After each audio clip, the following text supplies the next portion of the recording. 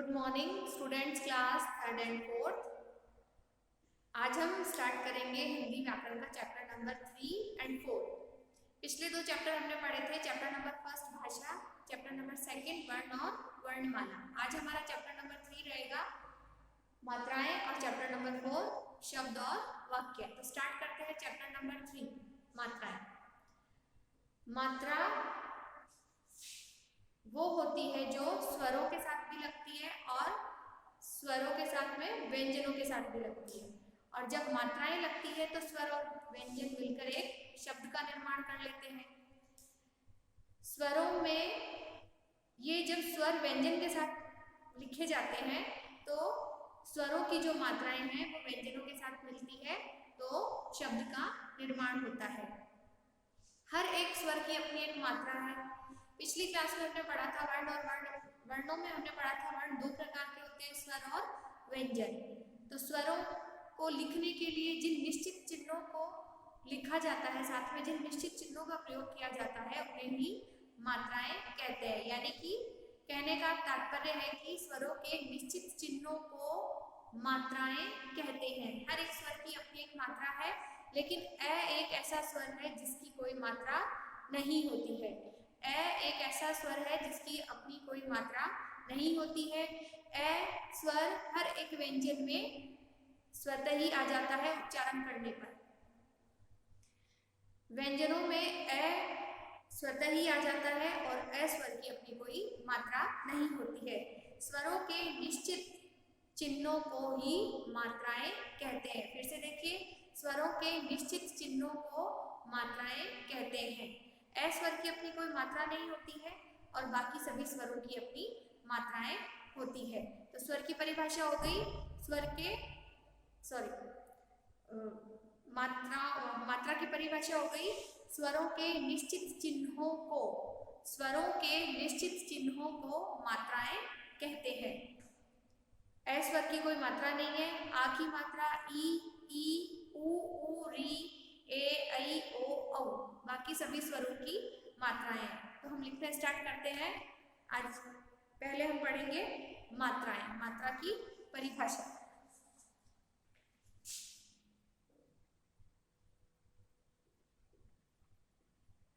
मात्रा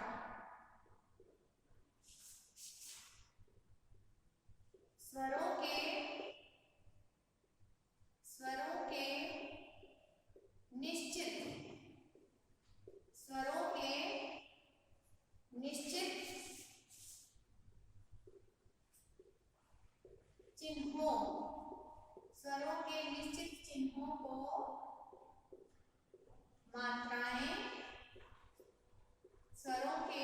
निश्चित चिन्हों को मात्राएं कहते हैं। स्वरों के निश्चित चिन्हों को मात्राएं कहते हैं। जैसा कि मैंने बताया कि हर एक स्वर की अपनी एक मात्रा है, अपना एक चिन्ह है, तो इन्हीं स्वरों के निश्चित चिन्हों को मात्राएं कहा जाता है। अब देखिए,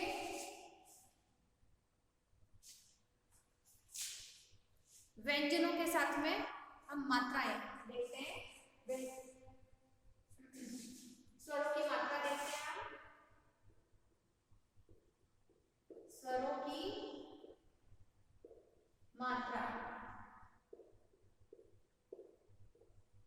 जैसा कि मैंने बताया कि अ एक ऐसा स्वर है जिसकी अपनी कोई मात्रा नहीं होती है, बाकी सभी स्वरों की मात्राएं होती है। बाकी जो 10 स्वर होते हैं उनकी अपनी मात्रा है। तो हम देखते हैं स्वरों की मात्रा। तो इसमें आएंगे पहले स्वर, फिर मात्रा, एक सारणी बना लेते हैं हम। स्वर, मात्रा,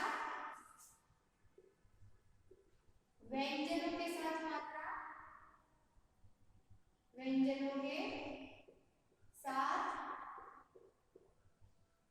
मात्रा, व्यंजनों के साथ मात्रा, फिर बनेगा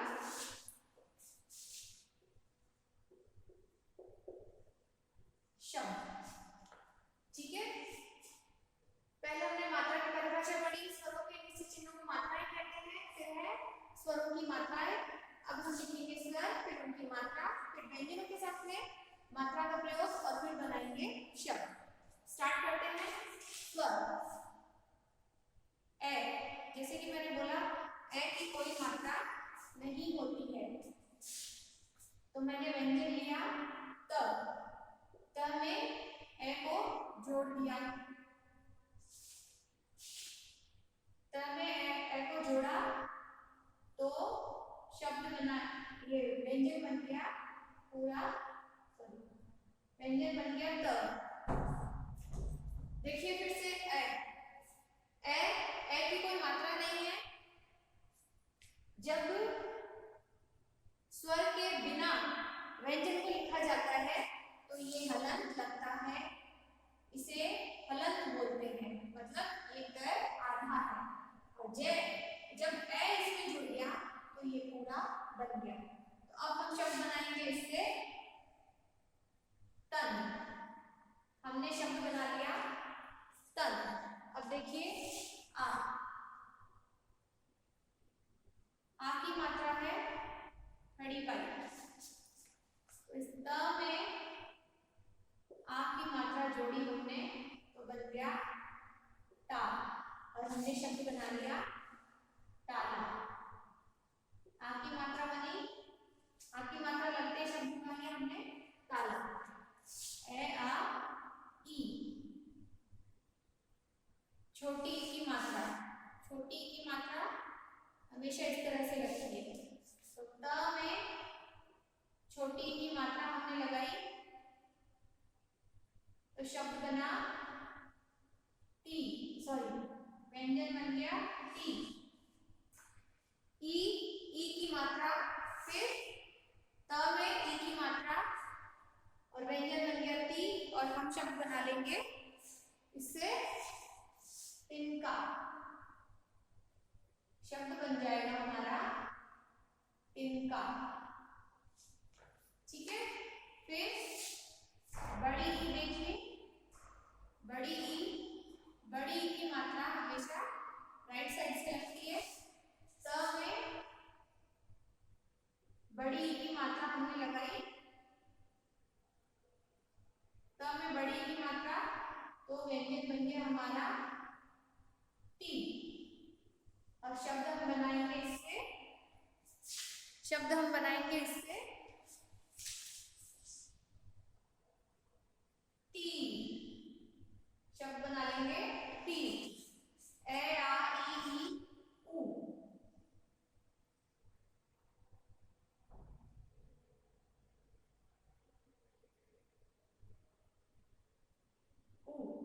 ऊ की मात्रा का, ऊ की छोटे ऊ की मात्रा, फिर इस त में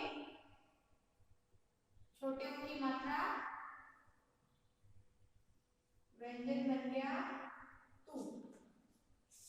अब शब्द बनाएंगे त में छोटे ऊ की मात्रा तू से हम शब्द बना लेंगे, कैसे हम शब्द बना लेंगे तुम। इसके बाद में है बड़े ऊ की मात्रा, बड़े ऊ की मात्रा हमेशा इस तरह से लगती है, त में बड़े ऊ की मात्रा बन गया तू, और शब्द बन गया हमारा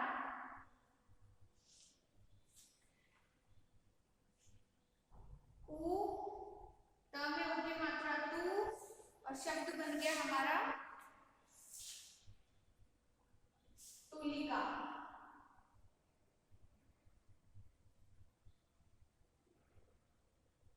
शब्द बन गया तुलिका। फिर री,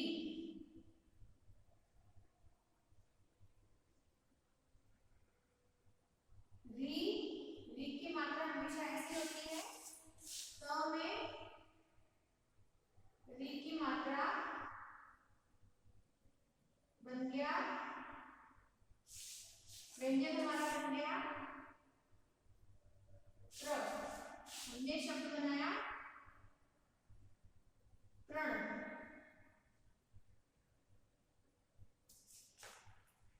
शब्द बन गया हमारा तृण। ए हो गया ए आ ई ऊ री। अब बारी आती है ए की। ए की बारी आती है। ए की मात्रा होती है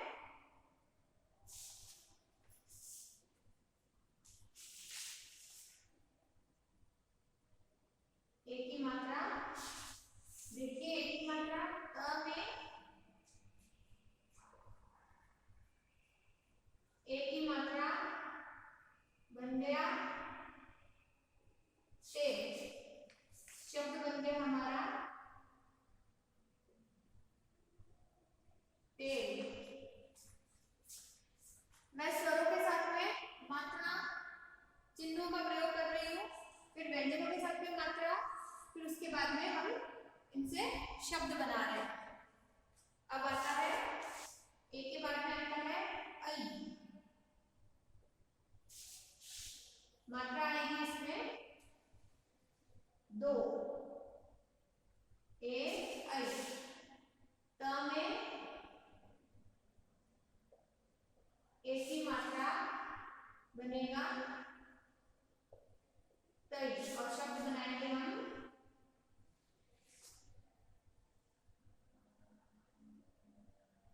दो मात्रा वाला शब्द हो जाएगा हमारा तैरना।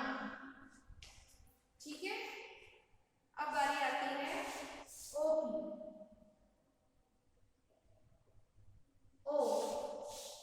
ओ की मात्रा हो गई ये। त में ओ की मात्रा बन गया तो। ओ की मात्रा, त में ओ की मात्रा तो, और तो से हम बनाएंगे शब्द बनाएंगे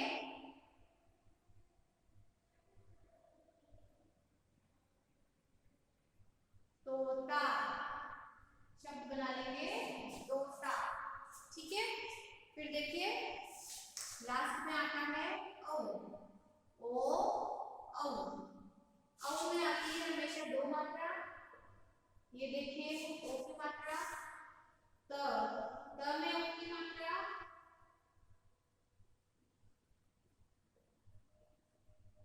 बन गया तो। हम शब्द बनाएंगे तो से, हम शब्द बना लेंगे तो से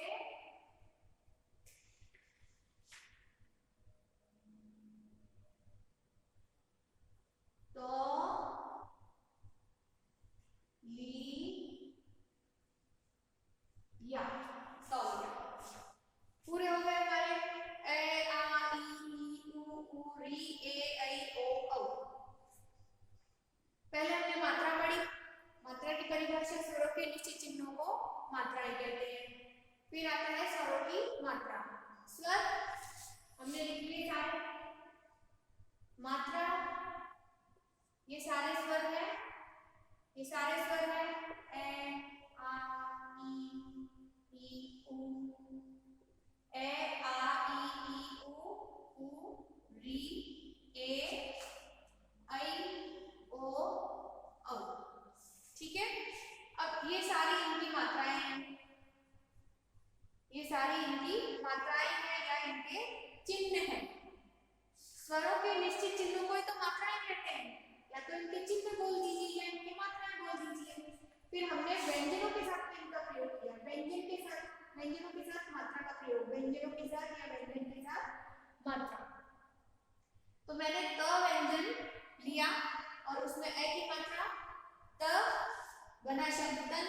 ता से ताला बनाया, ती से तिनका बनाया, बड़ी ती से तीर बनाया, छोटे तू से तुम बनाया, बड़े तू से तुलिका बनाया, त्र से तृण बनाया, ते से तेल बनाया, तई से तैरना बनाया, तो से तोता बनाया और तौ से तौलिया बनाया।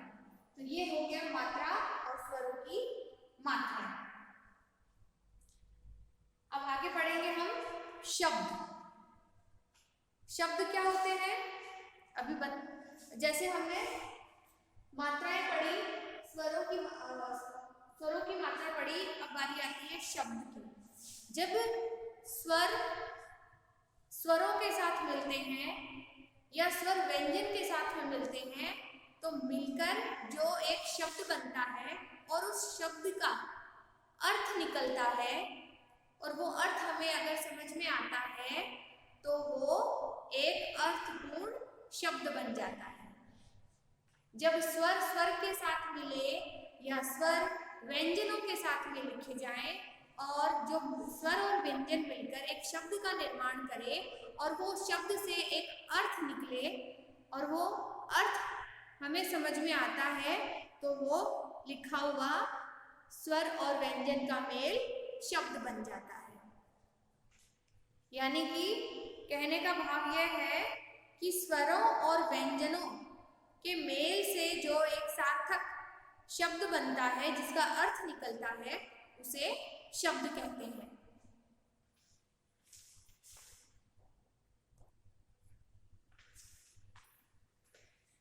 वर्णों के सार्थक मेल को शब्द कहते हैं।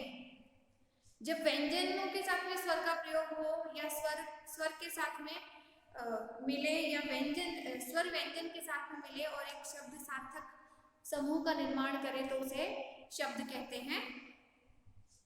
इन शब्दों का अर्थ निकलना चाहिए। अगर अर्थ नहीं निकलता है तो वो शब्द अर्थपूर्ण नहीं है, सार्थक नहीं है। देखिए उदाहरण देखिए, अगर मैं लिखती हूँ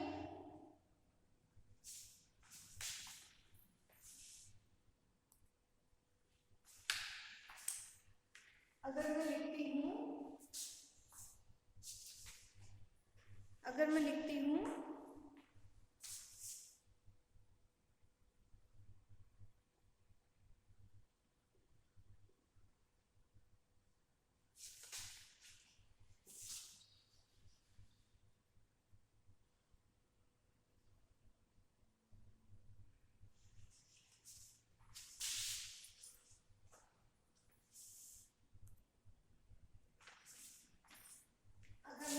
शब्द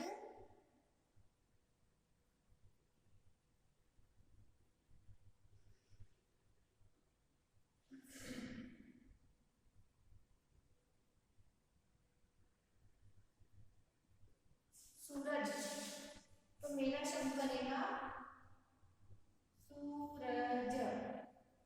सूरज सूरज अगर मैं लिखती हूँ तो मेरा शब्द बनता है सूरज। अगर इसी शब्दों में लिखती हूँ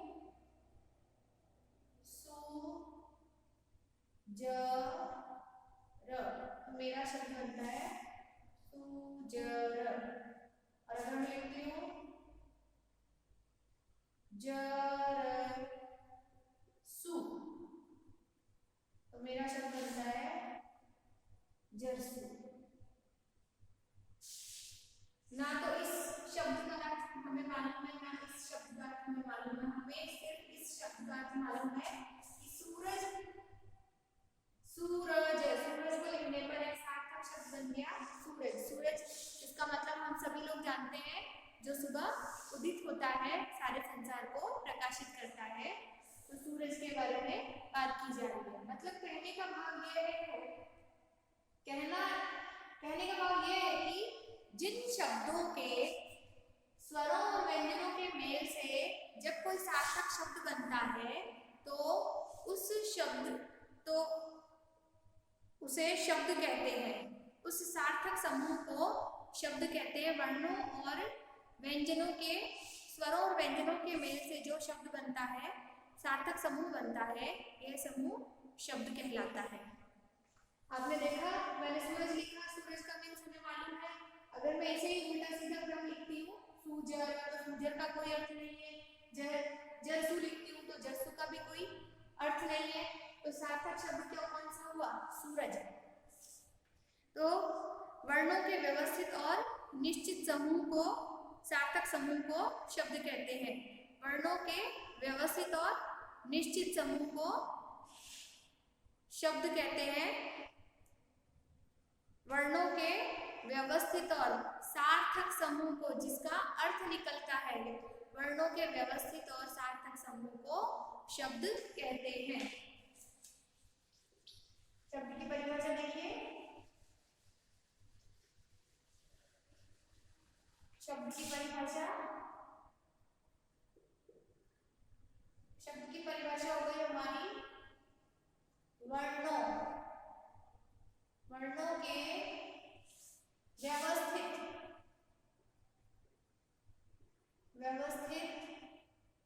और सार्थक समूह को, सार्थक समूह को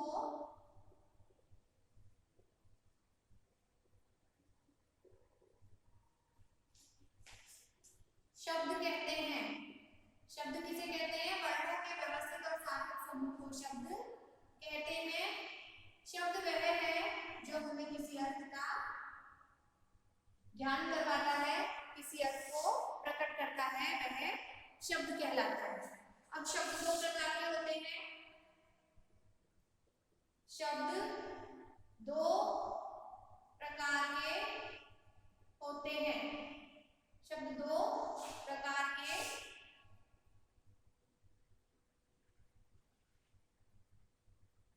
होते हैं। शब्दों के प्रकार देखिए। शब्द दो प्रकार के होते हैं। पहला है सार्थक, सार्थक शब्द। पहला है सार्थक शब्द। सार्थक शब्द वह है जो किसी अर्थ को प्रकट करते हैं, जो किसी सार्थक अर्थ को प्रकट करते हैं, जिनको लिखने, जिस शब्द को पढ़कर और लिखकर हमें किसी अर्थ का ज्ञान होता है, अर्थ की प्राप्ति होती है, तो वो सार्थक शब्द कहलाते हैं।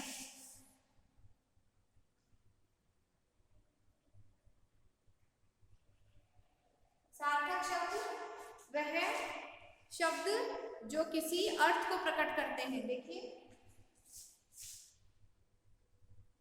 वह शब्द जो किसी अर्थ को प्रकट करते हैं, किसी, वह शब्द जो किसी अर्थ को प्रकट करते हैं,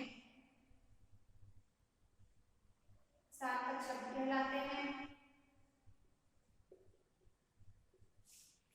वह शब्द जो किसी अर्थ को प्रकट करते हैं सार्थक कहलाते हैं।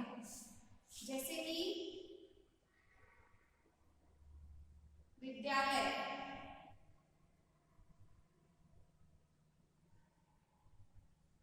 विद्यालय लिख दिया मैंने, उद्यान लिख दिया, अस्पताल लिख दिया,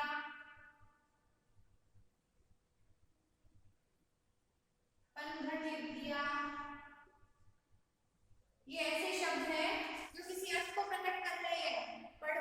इनको पढ़ने में पता चल रहा है कि इनका क्या अर्थ निकल रहा है, तो सार्थक शब्द हो गए। दूसरा आता है निरर्थक शब्द। निरर्थक शब्द वह शब्द जो किसी अर्थ को प्रकट नहीं करते हैं। निरर्थक होते हैं वह शब्द जो किसी अर्थ को प्रकट नहीं करते हैं, अर्थ को प्रकट नहीं करते हैं,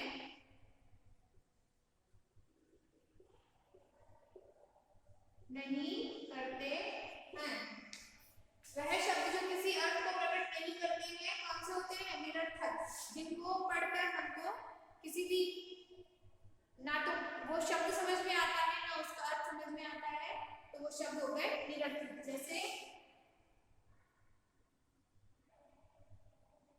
जैसे मैं लिख दूं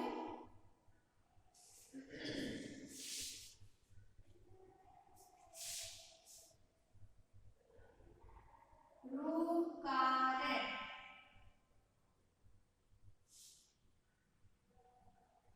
नहीं, एक मिनट देखिए,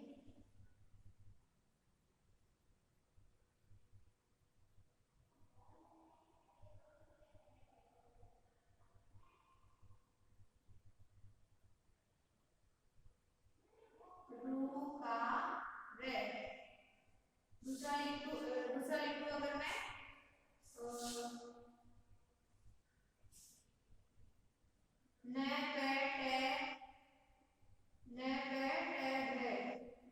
अगर मैं लिख देती हूँ अगर मैं यहाँ पर और अगर लिख देती हूँ मैं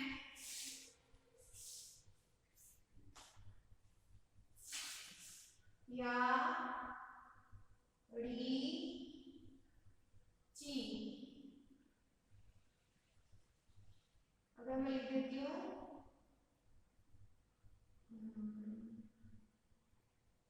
रुकार नपटक और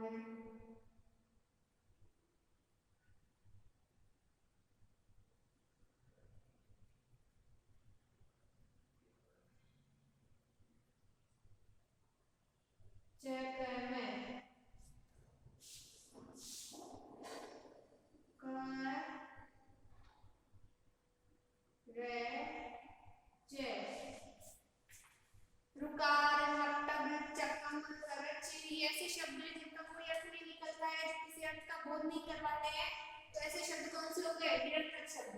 सार्थक शब्द वह शब्द जो किसी अर्थ को प्रकट करते हैं, सार्थक शब्द कहलाते हैं। निरर्थक शब्द वह शब्द जो किसी अर्थ को प्रकट नहीं करते हैं, निरर्थक शब्द कहलाते हैं। जैसे कि कान, नपटक, चकम, करच ऐसे शब्द जिनका कोई अर्थ नहीं है, तो ये निरर्थक शब्द। शब्द वर्णों के व्यवस्थित और सार्थक समूह को शब्द कहते हैं।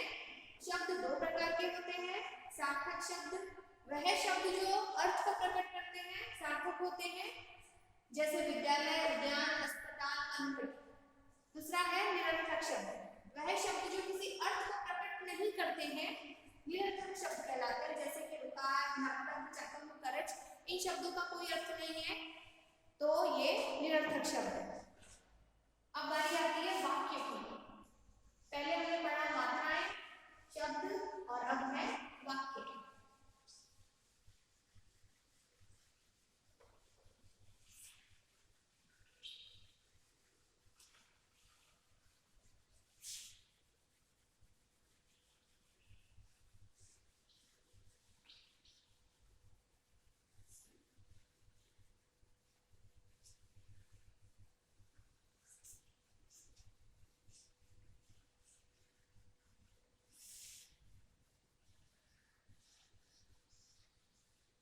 बात करते हैं हम वाक्य की।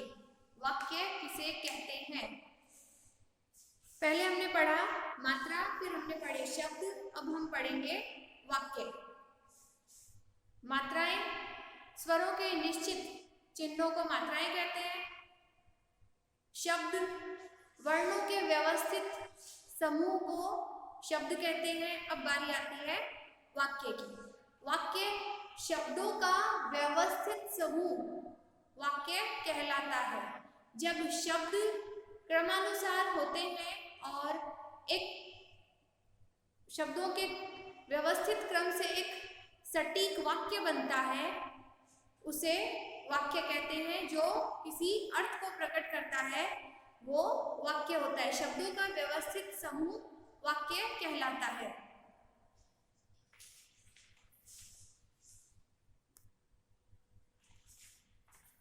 प्रत्येक वाक्य का अपना एक अर्थ होता है और प्रत्येक वाक्य एक सटीक अर्थ को प्रकट करता है। लेकिन कब? जब शब्दों का जो क्रम है वह पूर्ण रूप से व्यवस्थित हो, तो वाक्य अपना अर्थ प्रकट करता है। तो शब्दों के व्यवस्थित समूह को वाक्य कहते हैं। शब्दों के व्यवस्थित समूह को वाक्य कहते हैं। वर्णों के व्यवस्थित समूह को शब्द कहते हैं और स्वरों के निश्चित चिन्ह को मात्राएं कहते हैं। तो अभी हम पढ़ेंगे वाक्य। इसमें आएगा शब्दों के व्यवस्थित समूह को वाक्य कहते हैं। स्टार्ट करते हैं वाक्य की परिभाषा। वाक्य शब्दों के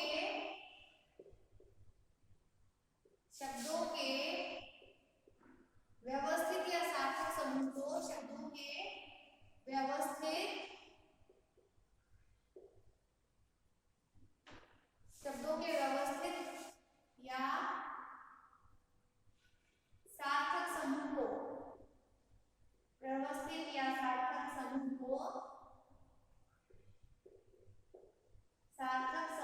को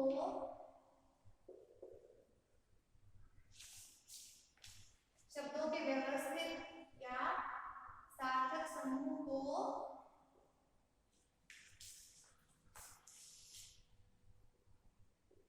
वाक्य कहते हैं। शब्दों के व्यवस्थित या सार्थक समूह को वाक्य कहते हैं। अब देखिए वाक्य के प्रकार, जैसे हमने शब्दों के प्रकार पढ़े थे वैसे ही अब हम वाक्य के प्रकार पढ़ेंगे। वाक्य के प्रकार,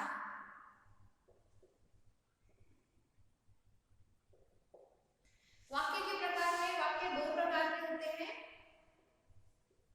वाक्य दो प्रकार के होते हैं। पहला है उद्देश्य,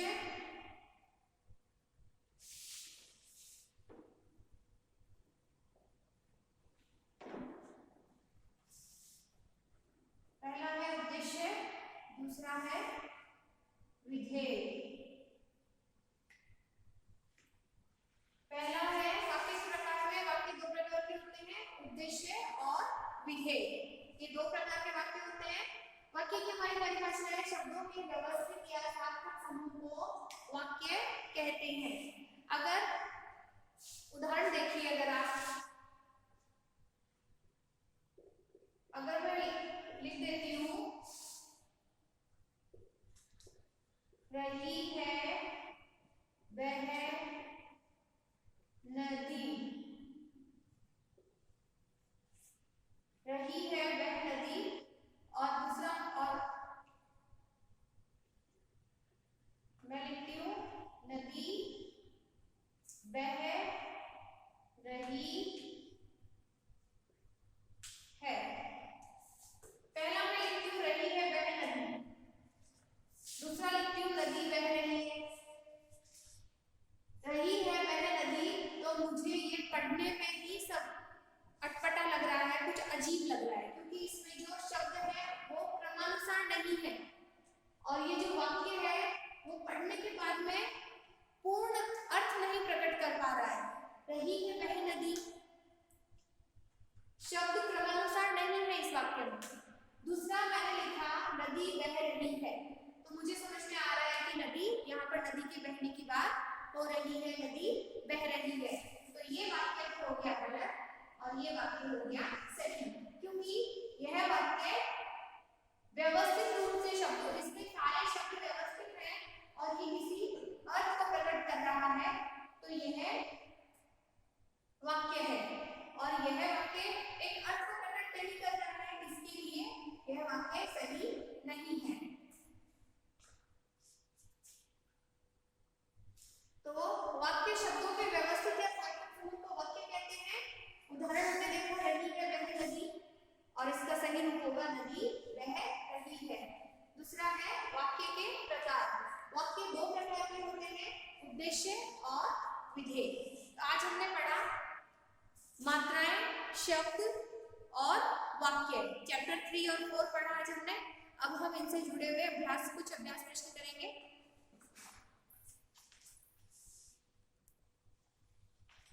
अभ्यास प्रश्न में पहला प्रश्न देखिए,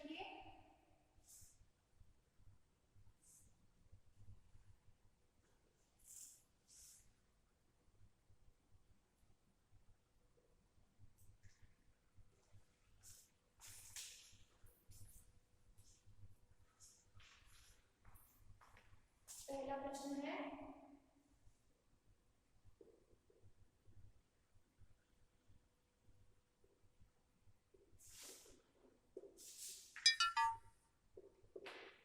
स्वरों के निश्चित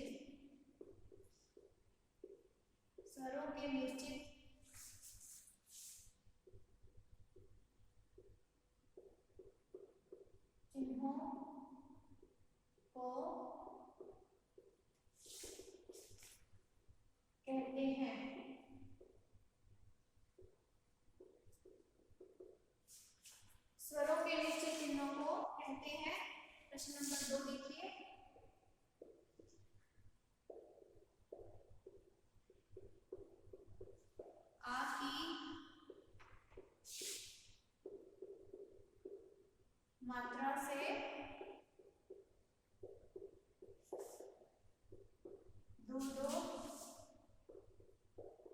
शब्द बनाओ।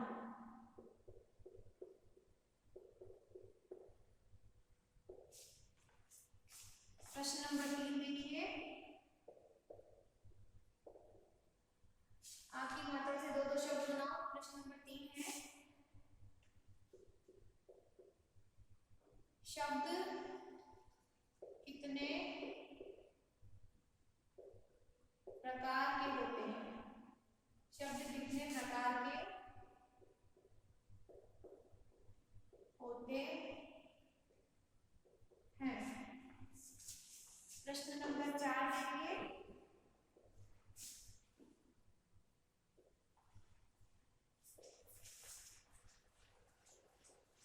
वाक्य किसे कहते हैं? वाक्य किसे कहते हैं? प्रश्न नंबर 5 देखिए,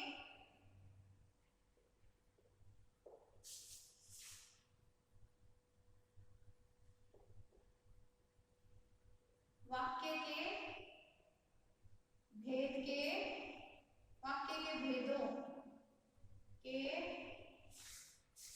के नाम लिखो।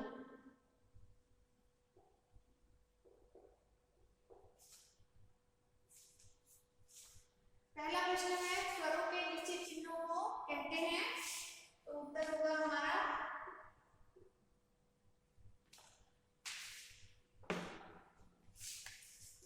इसमें देखिए उत्तर नंबर 1, इसमें होगा मात्राएं।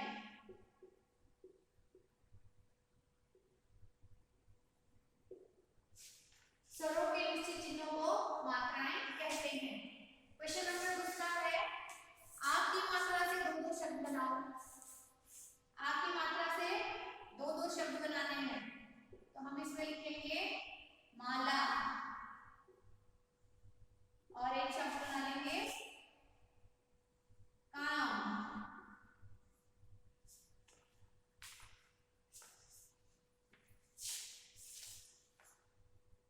काम भी बन सकता है, आम भी बन सकता है, माला, काम, आम, ताला। उत्तर नंबर 3, उत्तर नंबर 3, शब्द कितने प्रकार के होते हैं? शब्द कितने प्रकार के होते हैं? शब्द 2 प्रकार के होते हैं।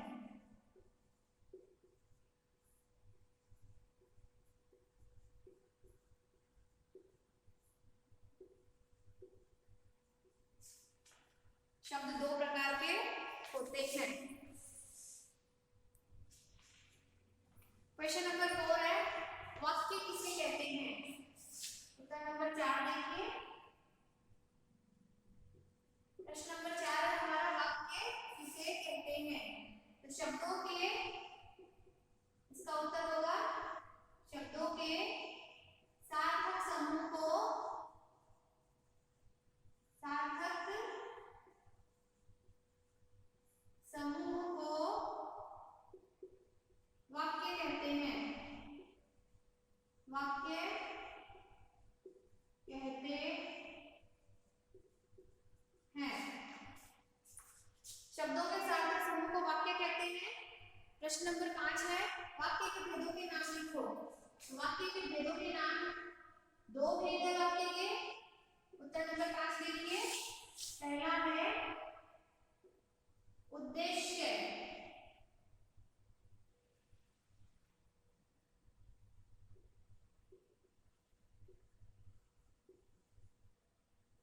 उद्देश्य। दूसरा है विधेय। आपने देखा प्रश्न नंबर पहला है, स्वरों के निश्चित चिन्हों को कहते हैं, उत्तर हो गया मात्राएं। दूसरा है, आपकी मात्रा से दो दो शब्द बनाओ। हमने बनाया माला, काम, आम, ताला। प्रश्न नंबर 3 है, शब्द कितने प्रकार के होते हैं? 2 प्रकार के होते हैं। प्रश्न नंबर 4 देखिए, वाक्य किसे कहते हैं? तो शब्दों के सार्थक समूह को वाक्य कहते हैं। शब्दों के सार्थक समूह को वाक्य कहते हैं। प्रश्न नंबर 5 है, वाक्य के भेदों के नाम लिखो। तो वाक्य के भेदों के नाम हमने लिखे हैं उद्देश्य और विधेय।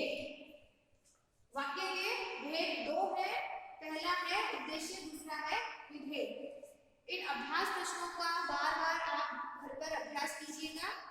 आज का हमारा वीडियो यहीं तक, फिर मिलेंगे एक नए वीडियो के साथ में।